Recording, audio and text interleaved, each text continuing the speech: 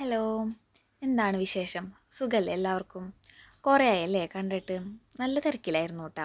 ചെറുതായിട്ട് ഉണ്ണിക്ക് പനിയും ചുമയൊക്കെ പിടിച്ച് അങ്ങനെ പിന്നെ നമ്മൾ തിരക്കിലായിപ്പോയി. അതൊന്നും പിന്നെ കാണാണ്ടിരുന്ന കേട്ടോ.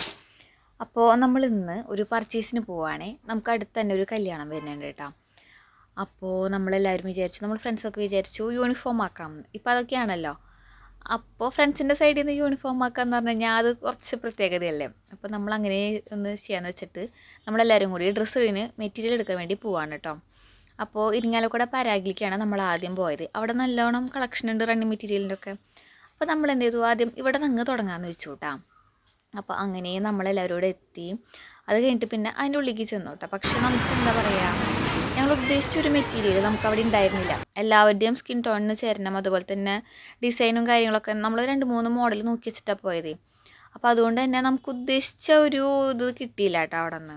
അപ്പോൾ പിന്നെ നമ്മൾ എന്ത് ചെയ്തു, അടുത്ത കടയിലേക്ക് വേണ്ടിയിട്ട്, അങ്ങനെയാണല്ലോ സാധാരണ, ഒരു കടയിൽ നമുക്ക് ഇഷ്ടാവില്ലല്ലോ. അപ്പോൾ നമ്മളിനി അടുത്ത കടയിലേക്ക് പോവാണ് കേട്ടോ. നമുക്ക് അടുത്തേൽ പോയാലോ?